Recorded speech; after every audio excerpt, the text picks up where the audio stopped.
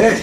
Yes. All right. You know what? I've wanted you on this here for a while, but it just takes time to get everything in place. So you know who you was nominated by? Yeah. Okay. So we've explained that one. So you know it, and then what I'll do is I'll play his video. Okay. That's So I'll kind of play it into the microphone and let you see it, and then we'll just go from there. So the first question that I have, and that I ask everybody, and any other walk of life, it would be disrespectful. Okay. However, it's very simple. Who are you? Wow.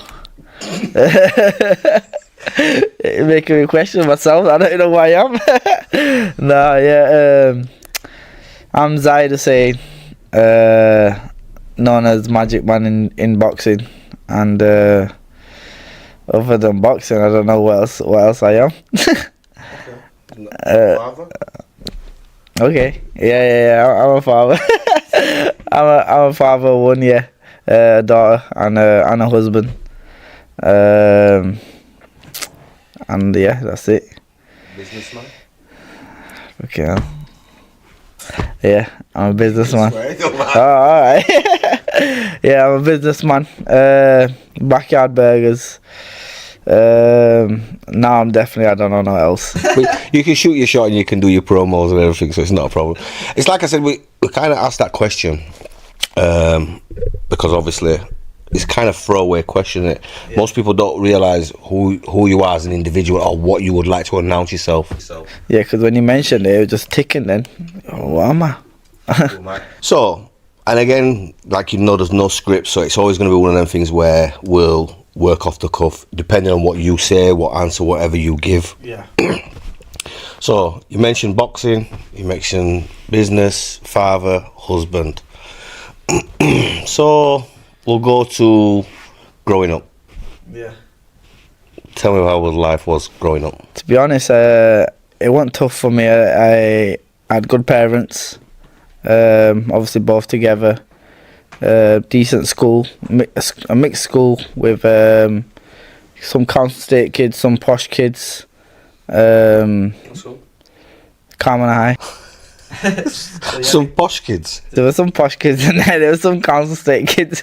I'm joking. So it's a mixture of of different sort of people, and yeah. What else, really? I was just a kid with a family around me, really. I've got a lot of relatives, quite a few friends that I was close to, still am with some of them. Other than that, I used to play a bit of football as a kid, go to work with my dad, and then around 12 I started going boxing. Okay. So working with your dad, so what age was you then? I didn't actually work with him, but he used to just say, yeah, you're working. But I used to get happy, yes, I'm working. But really, I'll just go there, sit down. I was about from around 7, 8. Okay. 7, 8, yeah. But obviously, that's kind of showed you something in the future. Yeah, by definitely. seeing the work ethic. Yeah, 100%. Do you know what I mean? So you had Muslim background. Yeah, Muslim background. Okay. Yeah. So obviously you see the work ethic from your dad. Yeah. Going out, working. Yeah. Whatever hours of the day, which Yeah. that generation. On the nights. Yeah. So that generation is working hard. So for me, it shows you a path, doesn't it? Because you see your dad, what he did for you as a kid. Yeah. And having a dad in your life, then obviously that manufactures for you, for how you live your life with your wife and kids and whatever else. Yeah. Okay. So we get to the boxing stage. So obviously, growing up, you was Carmel school. Whether there was posh people there or not, we're gonna argue with that one. But I'm joking. So you've got friends that you still got now. But then what happens? Why do you go from going to work with your dad, watching how your dad's working for a living? Yeah. Working hard, obviously. Then how do you go from that to then go, I'm going to be a boxer? With the work stuff from my dad, it didn't really interest me. It wasn't exciting as a kid, you know. It was only exciting probably in the winter when, you know, all the kids are at home. So you're going out with your dad to whatever, just go to work, but really just chilling. But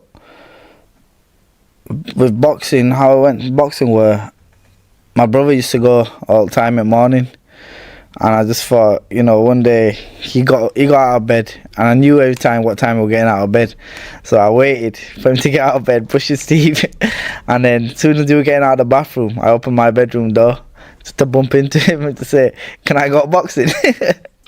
So then he just took me. He goes, "Do you want to go?" I said, yeah. So he just took me, and then that's where it started from. Just from there, just started going nearly every Saturday. It was always on a Saturday. So from then I just kept going. Once a week, turned to nearly every day. So it was the influence of your big brother then? Yeah. I mean, a lot. So some of the things, it's kind of difficult, a little bit difficult with what I'm doing with you, because most people, when I say on the podcast, I'll never research anybody. Okay. So I'll never research. So it's all, so you just... it's just here. I don't know enough. You, a little bit different, because obviously people don't know we've been in the same gyms together, X, Y, and Z. Yeah. I've got a funny story, and I don't think you'll remember it. Well, there's two. I did it with Ishmael, the one when Rick made me do press-ups in the middle of the road because I said, "Can you hold my hat, mate?" No, I've done that to so many people. I was, do. And there was one day, me and you were sparring. We did a body spar, and then we was doing some sparring, and I was tired. Okay. And Rick was watching us. Right. And I remember us getting in a clinch and you whispering in my ear going, "Keep going, just keep going." Because Rick's telling you to keep going on me, but I was tired, and we got in a clinch and you whispered in my ear and you was like, "Just keep moving, just keep moving, just keep moving." But I can't remember that. I was tired, bro. I'm not going to lie, I was tired, but so that was one of the memories that came back from that. So you had the influence of your brother. Yeah. Which then made you go. But was there anything else like particular that was going on? Because you'd have been at an age where you're 12, you come into a teenager. There's certain things that's going to be happening around, certain friends, people older that you're starting to see. See, all that kicked into me around when I left school. So about 15, 16, you know, I started going to college. And I always had that thing where I wanted to be obviously I was at boxing at 12, so I got into it now. So around 15, 16, I was like, yeah, I want to be a boxer.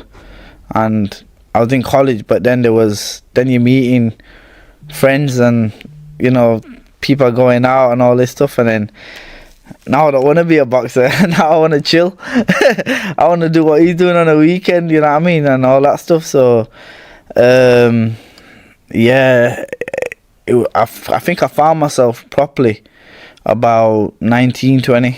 You know, like, that's when I realised, you know what, forget everything else, just boxing, innit? And obviously I had to work to fund a bit of the boxing lifestyle. But other than that, I was like a boring kid. Other than that, from my college times, after my college times, when I got into boxing fully, just boring. So, was there ever a temptation of seeing not necessarily your friends, but your age group, and seeing what they're doing and how they're making money, and then you're having to work to fund boxing but not getting paid? Because I think what a lot of people don't realise, and they don't, is boxing doesn't pay until you get to a certain level. Yeah. But really, when you get to the elite level is when you're actually making money, because any money you're making, you're just recouping money back at you that you've put in. So when I'm saying now, and because I've seen, I know a few people that have done it where, there's a temptation because you need that money. So was there ever a time where there was people around where you was like, Yeah, of course, like 100%. Obviously, we know work doesn't pay the best. No matter what legal job you got, don't pay the best. But of course, I had mates around me doing stuff, and you're listening, and you do get kind of like, oh, maybe if I just do it the once, and then they could pay for that and pay for this. But you just you try to avoid as much as you can, and I won't say I've always avoided it, but as much as I can, yeah. So was there fear? Like, cause I know you got the big brother. Yeah. So obviously you're at a stage where you're willing to go boxing because you're influenced by your brother. Yeah. But then you get to a stage where you're deep into boxing at 19. So therefore, you're no longer doing it from the brother's perspective. Yeah, you're doing it from your own. Yeah, 100%. And then, what happens then where you're thinking, well, what if? Because there has to be a what if moment. Yeah. It's like everybody else. I think we go through life, and when you get caught and stuff like that, people, they ask the most stupidest question. And the most stupidest question you can ever ask somebody is, did you not think you was going to get caught? Yeah, of course. What you saying? Well, clearly I didn't. Yeah. Or I wouldn't have done it. Like, if I thought, I'm going to go do this, i.e. robbery, I'm going to get caught and I'm going to get 10 years. Well, then no. I wouldn't have done it. So clearly I wasn't thinking, I'm going to get caught for this. I think you'd be caught up in the moment where you're blind to all that getting caught. You just put it back in your head, and that's the last thing you're thinking about. But it's there still, like, you know, I could get caught, blah blah blah. But I think most people, once they're in the moment, that's Because not. other things take over, don't they? There's cars. Yeah. Money. So all that takes over, all that, and you just think, yeah, it's worth the risk. He's done it that many times. He didn't get caught. It's funny you should say that, because, and I know you won't remember, there was a time a friend of ours had gone away. Yeah. And I think me and you, I can't remember what had gone on, but we were somewhere. You was doing something at a fight or was training. Yeah. And I remember you saying to me, "Listen, people think I've got loads of money, Carl." Yeah. I remember you saying, and you was like, "Listen, I don't. Like, people don't realise just how hard, like, things are for me right now, because everybody thinking I've got money, my dad's got this, or X, Y, Z, and my brother's got this. But you personally, you saying, listen, I don't. Like, I work." It's mad how you remember this, you know. But now that you said it, I know when this was. This was when I think you took me to that fight, my third professional fight. That was, you. I was in your, just me and you in your car, weren't we? You drove me there. Yeah, I know what you're on about. Yeah, so because I was just working, but there was obviously a lot of other people in boxing that I know were doing other stuff and were making money from it to fund it. Because if you ain't got a promoter, you ain't. It's difficult. Like, these guys, it's either you're working double shifts and then going to the gym in between, and then going back to work, etc., etc. They ain't got no time for rest. But I mean, what are the chances of you to make it in boxing doing all that? Because you need rest. And obviously these other guys that I know that were on these small hall shows weren't working. They're doing something.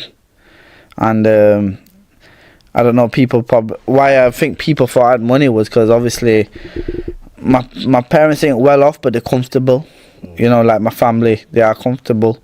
And for some reason people think owning businesses like takeaways is you're a millionaire, but trust me, it's not. It's not at all.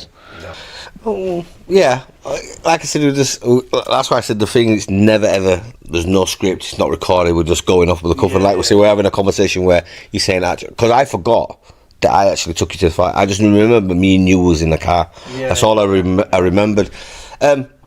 So we go through, so let's go from, so we've gone from getting into boxing, we've got the temptation that's been there that you stayed away.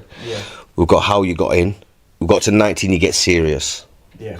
Okay, so now we're at the serious stage of boxing. Yeah. Nothing's turning you away from it. You're not deviating at all. You're still full focused on boxing, and that's it. Yeah, because I'll be honest, there was a lot of talented people in like other gyms that I've seen. Like, I went Bermontov's. There's a few talented lads there that were way better than me. Not way better than me, but better than me. And natural talent, got sponsors and all this stuff, which I didn't have. And for me, it was more of it was like a challenge that, I need to get to what they're doing, so I ain't gonna stop. So that's what kept me going. Like, it was like an addiction. You know what I mean? It was an addiction. I did love boxing, don't get me wrong, I still love it, but there's times where I'm like, this is shite. Boxing shite. You know what I mean? But yeah, I don't know. I was fully focused on boxing, but I don't know what it was that kept me. That just kept me wanting to just do it. And even though I'm not making money from it like that. I think from an outsider's point of view and looking in, I think a lot of it would have been classed around the team that was around, because you were a good set of people around at all similar ages. Do you know what I mean? Where if we're looking into the likes of like Reese, and Justin and people like that, Yeah, of course. and then I think there was a lot of loyalty as well, Yeah. because of the gym that you was at. Nah, definitely, yeah. Do you know what I mean? And I think sometimes I believe in loyalty. I genuinely believe in it, and I think it's one thing that a lot of people fail to have nowadays. It kind of goes by the wayside, especially when you're talking with these kids, and they think that this loyalty, but you see when something happens, and the police come, and it's big sentences and it's life sentences, loyalty goes out the window. Yeah, of course. Do you know what I mean? So we've got the loyalty. You've got a good gym around you, solid guys. You're going on your runs together. You're training together. So then you turn professional. You've done the amateur. What was your amateur record? I think it was 24-3. Okay. So, well, no, sorry, 24 fights, 3 losses. So what's that? 21 wins. Yeah. Okay. Yeah. So I think, but roughly around there. I only had 3 losses. good. So turn pro. Turn pro, yeah. Why? If you could see everything that was going on, what age did you turn pro? 23, I think. Okay, so you got serious at 19. Got serious at 19. Turning pro was definitely a dream. Okay. When I was from 19, that was definitely a dream, because around few, like I said, I was at Bermatofts at first. Well, not at first, I was at Rick's at first, then I left to go to Bermatofts to go back to Rick's. But yeah, when I went to Bermatofts, there was a few pros around there and having professional fights at shows in Leeds with Matt Bateson, and obviously seeing them, it kind of made me like, yo, I want to fight like them without vests, and coming with your own music and all that stuff. I think there's a bit of ego that comes into it in boxing. I think some people get mistaken from ego to self-belief. Because there's a lot of people that eye up other boxers, and you go, Yeah. I'll do him. Yeah. Do you know what I mean? Well, this is what I'm saying. Like, To some, it might be like, okay, he's got ego, but realistically, it's self-belief, and if you don't have self-belief in boxing, you shouldn't be doing it, because that's when it gets dangerous. You need self-belief. Like I say, I'll be real, I want the most talented person there, but I always believed, oh, I'll beat him, I could beat him, he's alright, I could do him. Realistically, I'll probably get bad. Yeah, there's a when I said ego, I said that on purpose, because a lot of people, there's a difference between confidence and just being ignorant and cocky.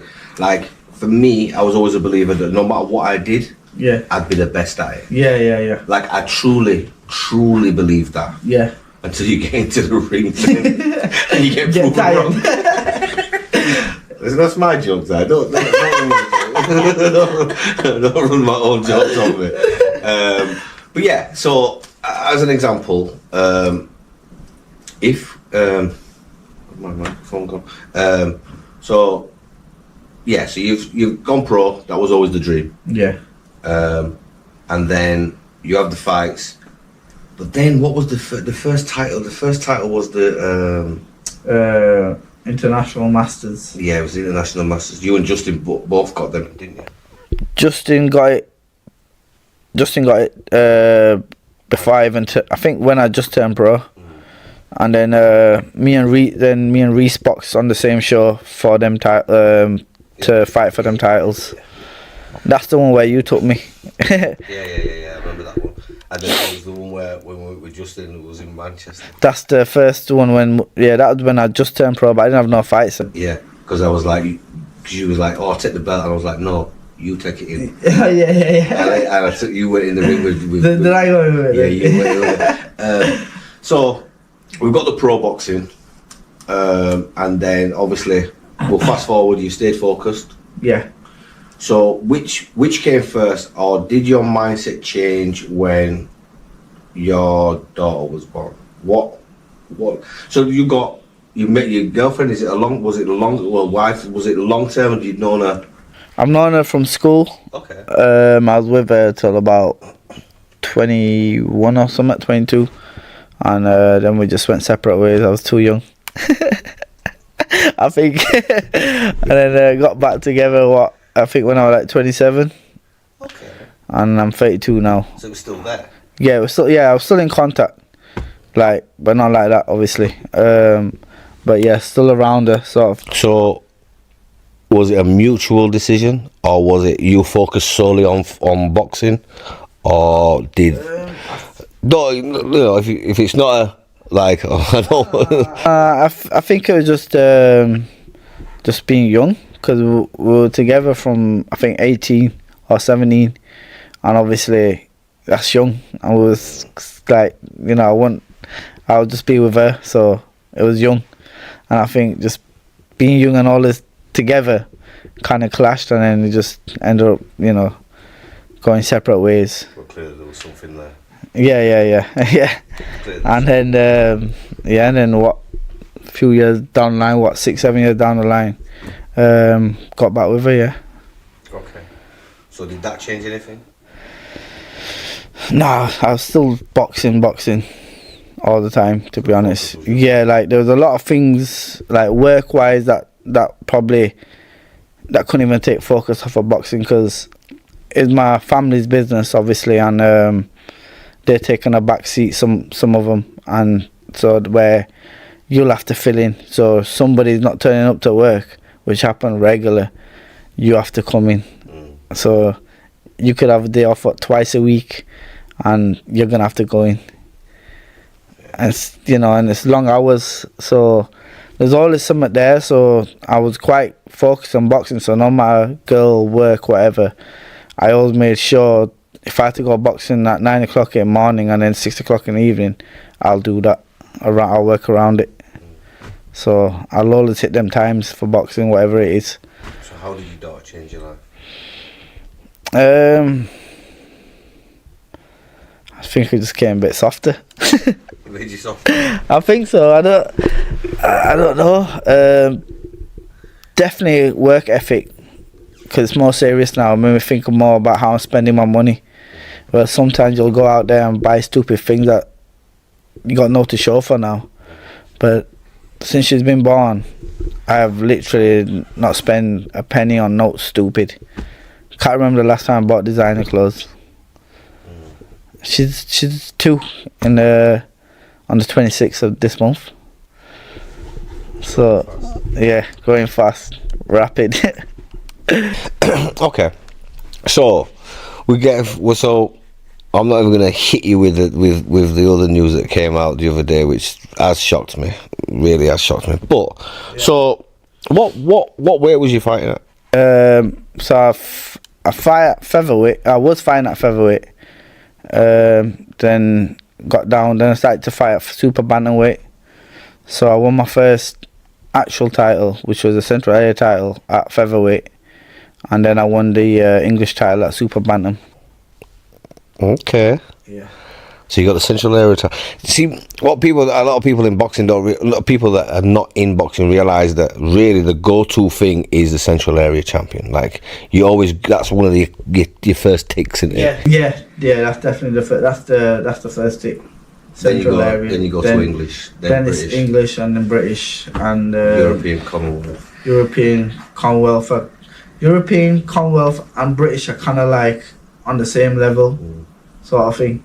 Even though obviously European is bigger than Britain, but I think the British title meant just as much as the European and Commonwealth. I think it does, because with that one, if you defend it 3 times, then you get to keep it. Yeah, you get to keep it. Yeah, and plus obviously when you go in European Commonwealth, it's more of a challenge in Britain, because when you go and fighting for the European, you can get somebody from Europe, which is number 1 in their country, to fight for that title. You get what I mean? Yeah.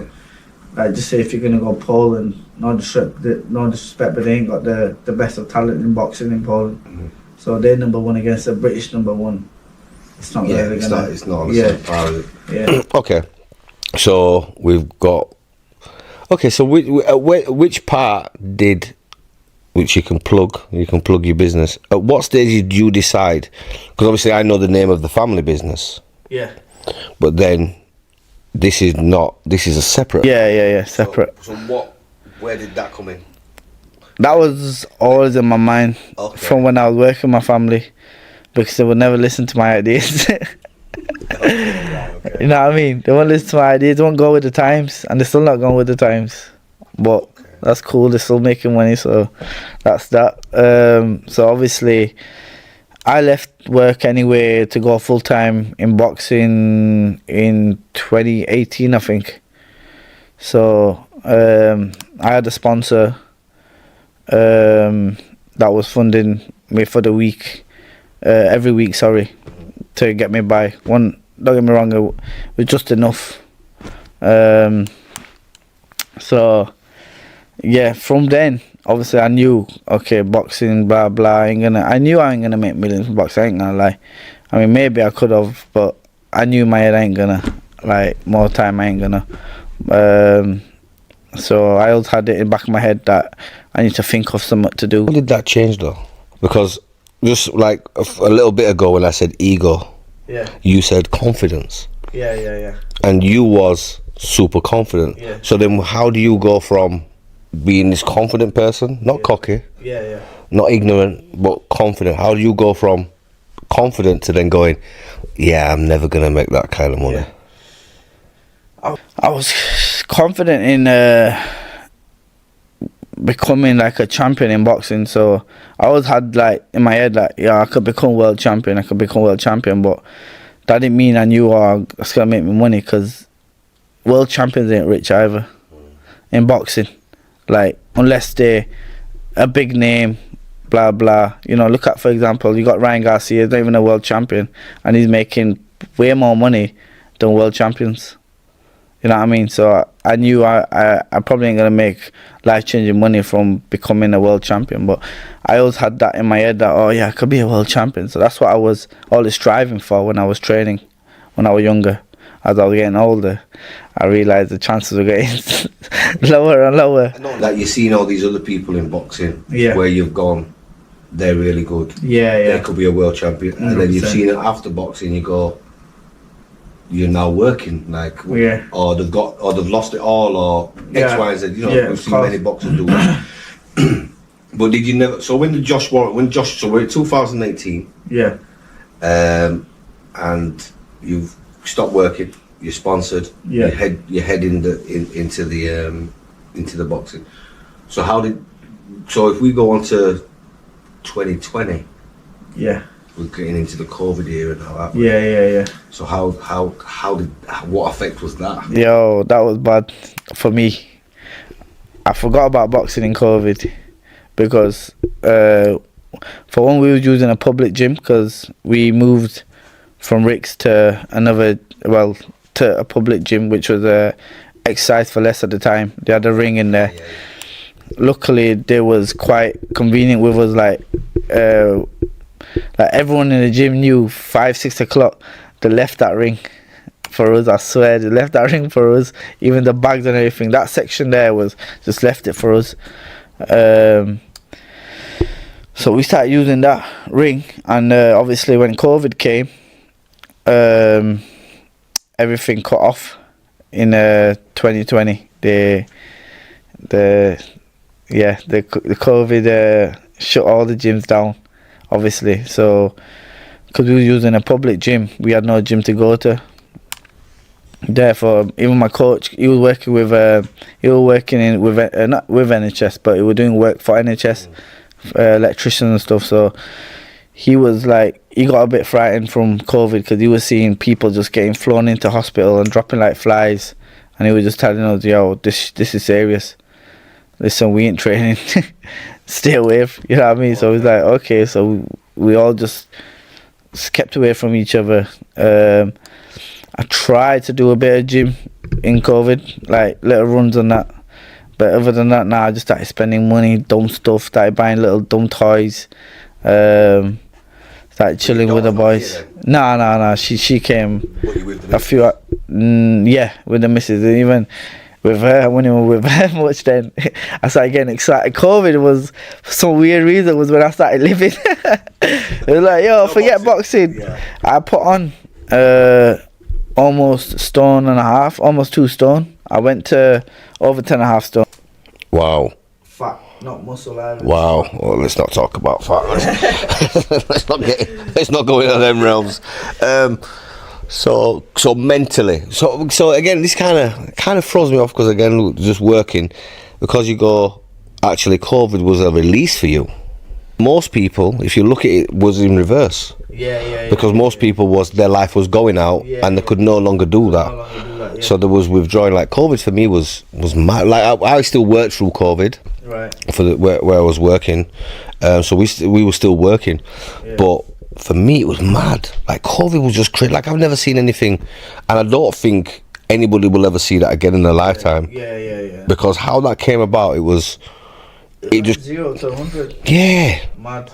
And then, I mean, I don't like to get into politics on here, but I think a few people should be held responsible. Because what they was doing when other people couldn't visit their own families who were dying. Yeah, I agree. Do you know what I mean? I think it's a bit bad. So, come out of COVID, back into boxing, or they start releasing it a little bit, don't they? So they start opening it. Started releasing it. I was going back to the gym, unfit as hell. Like, yo, I'm hitting the bags, and I'm gassing differently and going home with like weird feelings and pains, and like nothing was normal. And I started questioning myself, like, yo, what am I doing? You know, like, this is mad. And then obviously we're going to the gym regular now, so I'm seeing the coach more now. So he's seeing me. He's obviously talking to me and telling me, well, like, fix up now. Like, fights are happening. You can get a fight, blah, blah. I'm like, yeah. I'm doing the gym, but I'm not doing the dieting. I'm going home, eating, all sorts, you know. And what's mad is in COVID, I got a message from my manager whilst eating a donut. Literally eating a donut about 11 o'clock at night outside the donut shop. Eating the donut, and he says, oh, got a fight for you on Matchroom, Hopi Price, blah blah. I'm just like, yo, Matchroom. Straight away message my trainer, like, yo, I forwarded him the message, and he's like, yeah, I'll see you in the gym in the morning. And this is on Saturday. Yeah, this is on a Saturday, so he wants to see me in the gym on Sunday morning. So, obviously, we was going to come onto the Hopi Price, because obviously, I don't personally know Hopi, but I've seen him a few times. So, his family member. So I've seen him a few times because his family buy quite a few watches for a friend of mine. Okay. So I used to always see him there. Yeah. So I liked him. I think he's a nice guy. Yeah. However, when you was fighting him, I was like, yeah. From you beat Hopi Price, like even you must have thought that, like, when I beat him, you're dead, yeah, 100%. Because he was a respect of everybody was banging on Hope's his trainer, and you know yourself, you'll have seen it in boxing when certain boxers come along and they end up with certain trainers. Yeah. That's another lift up because they're always going to get on shows. Yeah. So tell me about that. When the fight got made. Yeah. So it got made the first time, and that's when I was obviously overweight, and like there was like 5 week notice actually, 5 week notice it was, and that's when I got the call whilst I was eating the donut. Went to the gym on that Sunday, did a session, got weighed, I was 10.5 stone. Keith was like, yo, what the fuck are you doing? Like, what you been doing? I was like, I don't know. I literally, I didn't know what to say to him. I was like, I don't know. So we finished that training session. Then we was training the other days, and it was like nothing was performing in training. Nothing.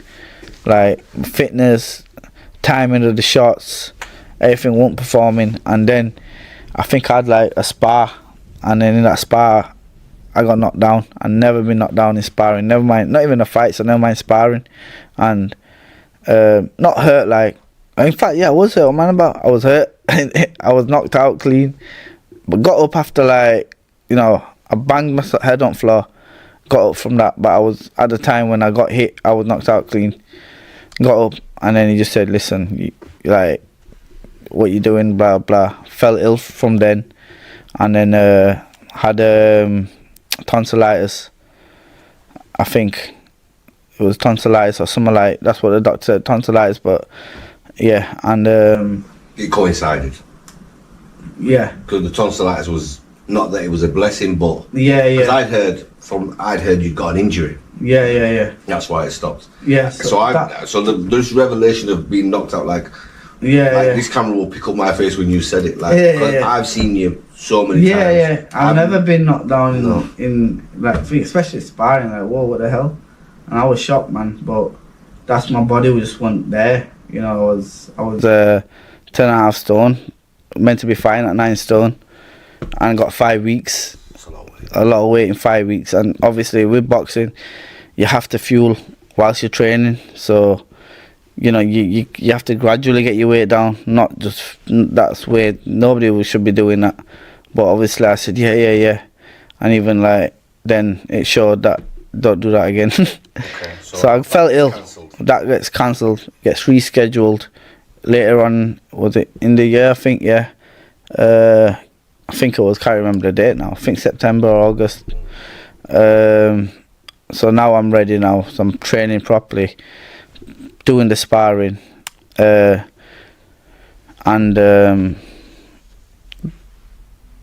we're on the fight night.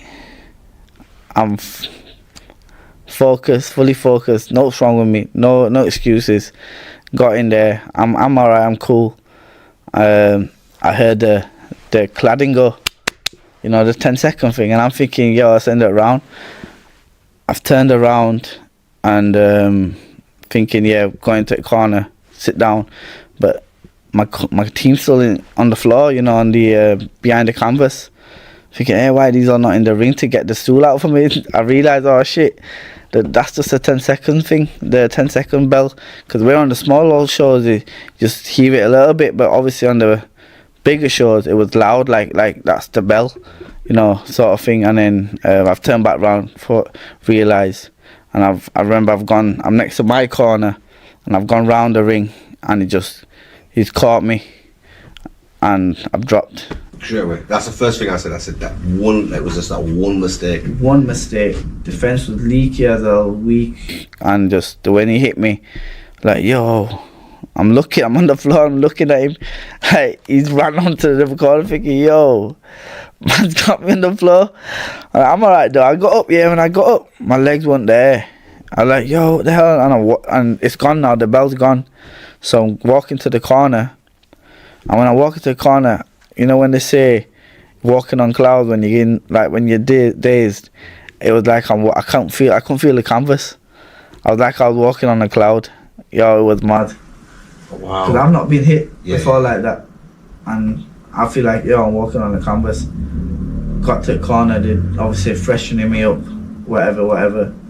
Got out, and obviously waiting. We're in our corners now. We're standing up, ready to go again. I've done a little jump on the canvas just to feel my legs out. I feel like I'm alright. Not fully there, and then as we're moving around the ring, I realised, yo, I'm still dazed here. I know I'm dazed, so everything's out the window, timing, everything's gone. And then he's just got me and stopped me. Need the end of the round, I think it was. Just that one mistake, which brings us on very nicely. Yeah. So you know that Ishi nominated you. Okay. So you know he's there, yeah? Yeah. Okay, so let me play this for you. I'll play it into the microphone, you'll be able to hear as well. I nominate Zahid, and my question is, what kept you going when you doubted yourself? And again, you know the set rule where when you finish, you have whoever you nominated. Yeah. You get to ask you. So that's Ishi when he nominated you. Yeah. That's the question. Do you want me to play it again? Do you remember the question? Nah, yeah, I do. Okay. Yeah. Now go on, play it again. Do you know what it is? That's what I knew you was gonna say that. I knew you was gonna say it.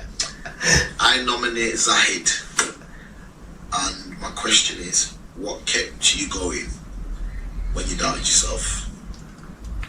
Okay. So obviously he's speaking about something in particular, which we don't know nothing about. That was just his question. Okay. Whether you want to divulge that, you can. If not, then just answer his question. I think that was from the Hobie fight. Obviously, when it happened, I was down. It was a big show, you get me? So I was like, gassed, yeah, I'm on Matchroom, blah, blah, blah. I'm bombed in my last 2 rounds on TV or whatever. So, yeah, I did doubt myself. What kept me going was I thought, yo, just a central area title? Nah, I need to win more than that. I ain't leaving here. I did think, yo, I wish my coach just said, yo, you know what? That's enough. That's enough for you, but he didn't. He said, listen, you got more in the tank, blah, blah. Even had a word with my dad because my dad wanted me to retire. And so my coach came down to my house to speak to my dad and said, look, well, he could retire, but obviously he's got more left and you don't want to just leave like that, which I didn't, because I'll regret it. And he just said, look, we'll give it this many goes, and when he loses, we'll call it a night, and blah, blah, blah. And then obviously, look what happened. I won the English title and I was buzzing. But what kept me going was just, I wasn't going to just stop on a central area title, which is a massive achievement. No disrespect to everyone that's got it or whatever. It's a massive achievement. But in my head, don't forget, when I started boxing, when I was getting into it seriously, I was thinking, yeah, I want to be a world champion.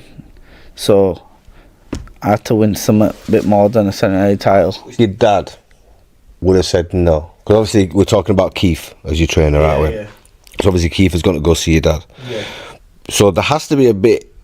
So there's a missing piece which you can feel in, because there has to be the bit where your dad's saying, no, I want you to retire. Yeah. He's your dad. Yeah. And realistically, you have to listen Yeah. to what your dad's telling you. But then there has to be a thing where you go to your trainer and you say to your trainer, listen, my dad wants me to retire. There has to be a conversation where you either go, can you speak to my dad for me? Or he said, or Keith says, I'll go speak to your dad, let's go together. Yeah. And does your brother get involved in that? The brother that got you into boxing?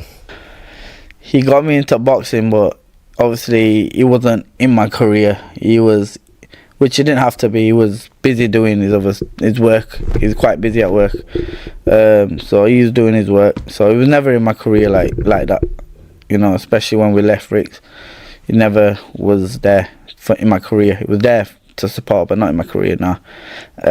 So when that happened, my dad wasn't actually telling me to retire.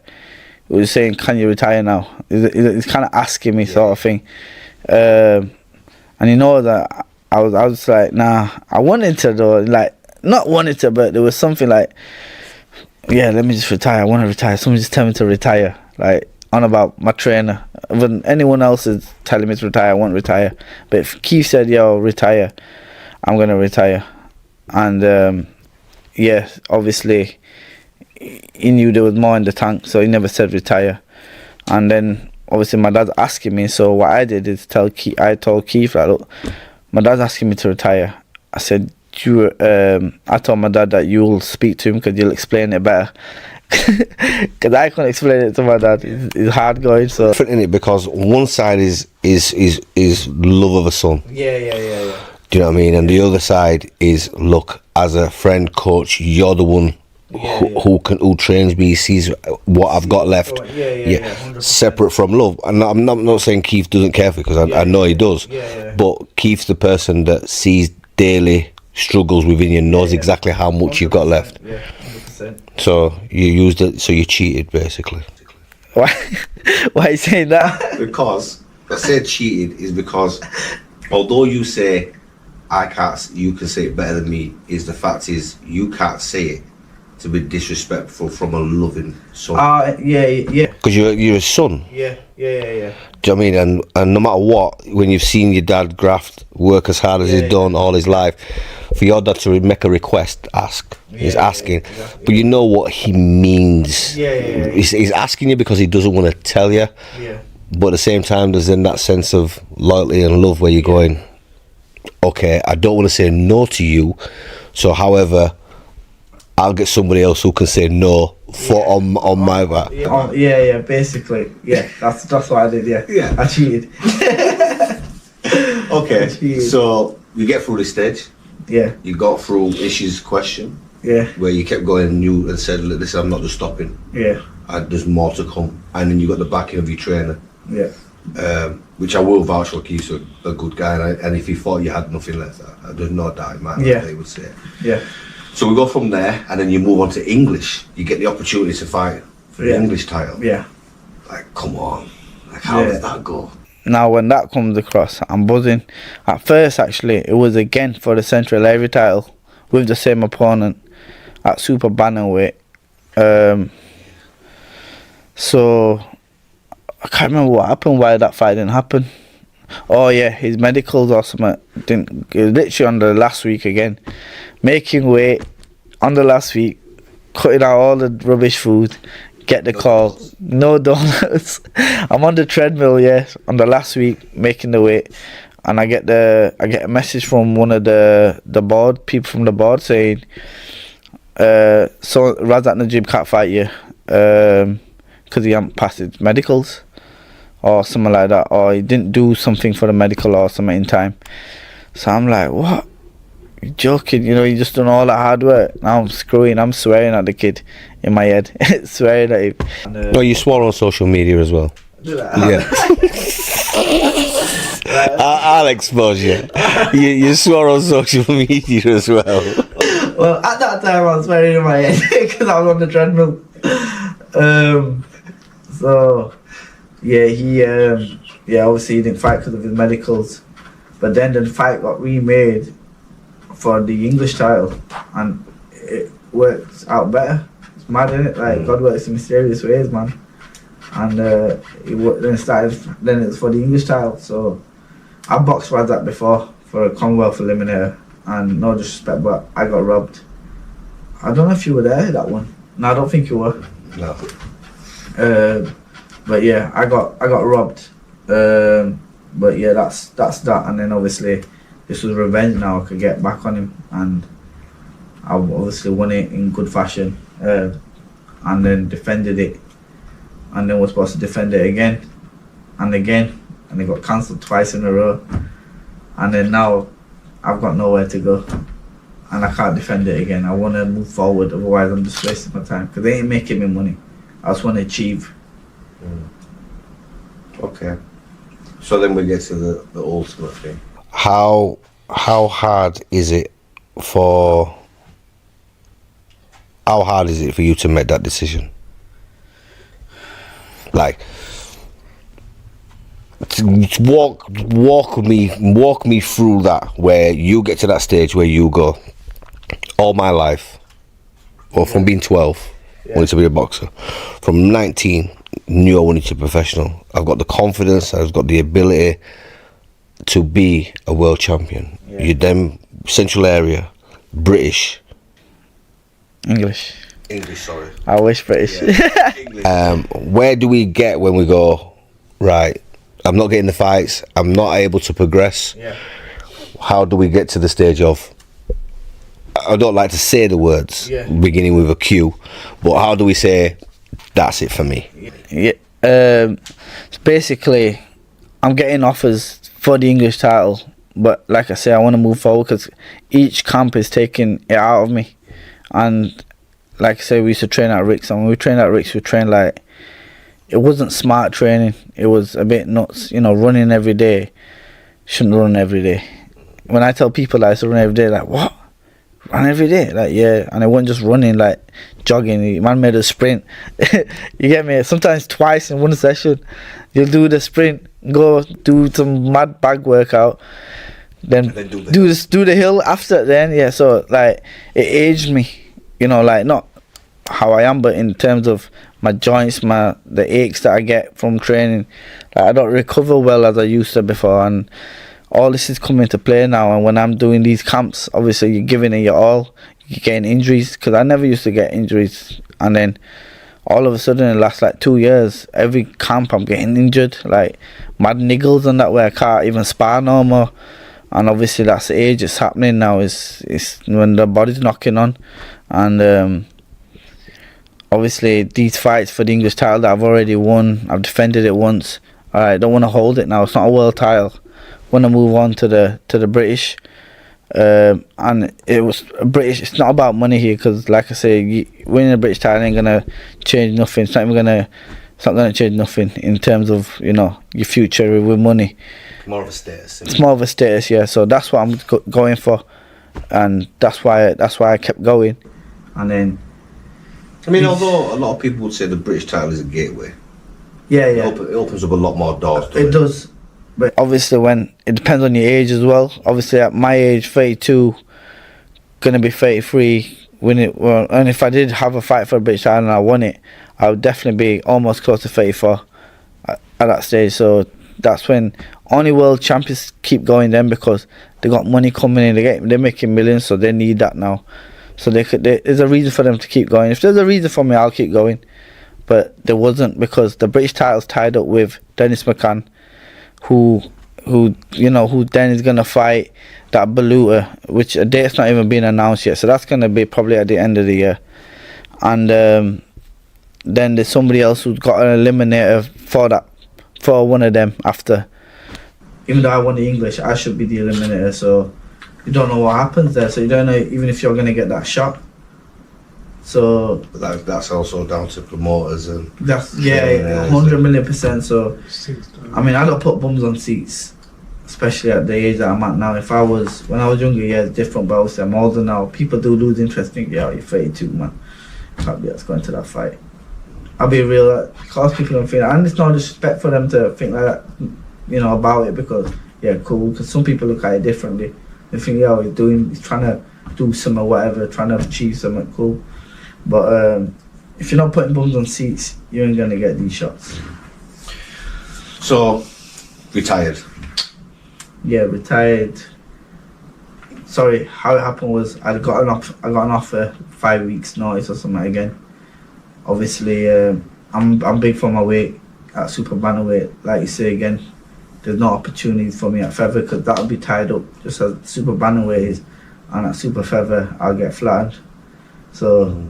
At Super Bantam was where I had to stay, and it was hard making that weight, and we're getting 5 weeks notice, and I ain't gonna make the weight in 5 weeks healthy. So I said to my coach, like, he just sent me it, that this is what the offer they got. I said, yeah, I ain't gonna make that in 5 weeks. He goes, yeah, and I already told him, but obviously I've got to send you it because you're the boxer.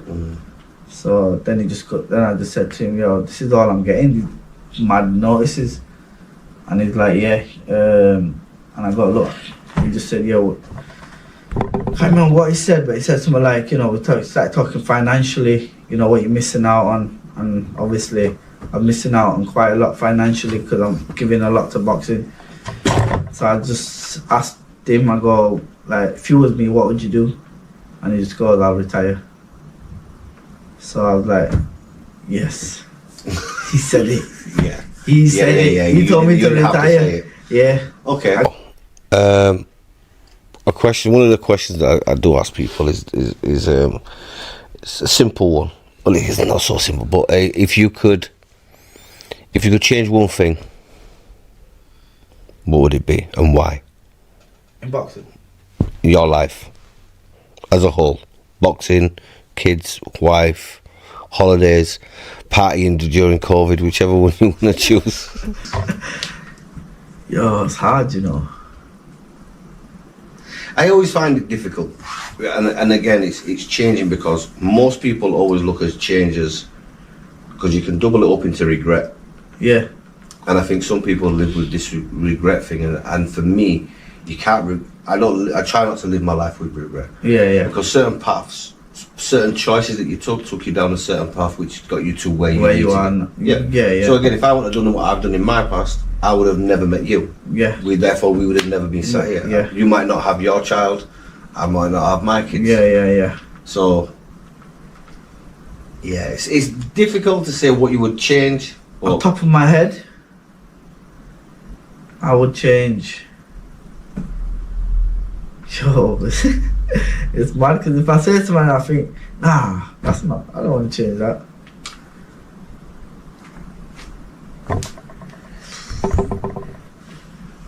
See, I want to say I'll change, yeah, not wasting my, well, not saying waste my time, but I'll change not boxing. But if I said that, then again, I wouldn't know you, I wouldn't know Keith, and these guys are like the realest people to me. You know what I'm saying? So, yeah, I don't know if I'll change. Honestly, I don't know. Can you give me like some clues? It's a good life. Think about it. Yeah. You know what? It has to be a good You know life what? if you can't think. Saying that, yeah, I'll change, I want to be more into the faith, into my faith, practicing Islam more. Okay. Yeah. That comes because you've got more time. Yeah. You can dedicate more time to it. Yeah, 100%. Yeah. Do you know what I mean? Because Yeah. if you've got a focus, then everything else is kind of blurred, isn't it? Whether it be faith or whether it be work or whatever it might be. And just for the record, your burger's a bad boy. Yeah, I appreciate that. the burgers are sick. So you're pushing that now. Yeah, 100%. I'm giving it all. I'm giving it my all on that now. Well, that's good. I'm adding Philly cheesesteaks on there as well. Let's get the plug in. Well, and what we do, and we do one flip, so you have the opportunity to ask any questions, whether it be me or the man behind the scenes. Okay, who am I asking? You can ask whoever you want. Okay. He don't want to go on camera though. He might talk from the background. Okay. Well, I'm gonna ask you because obviously I've only just met him today. Okay. Alright. What do I want to ask you?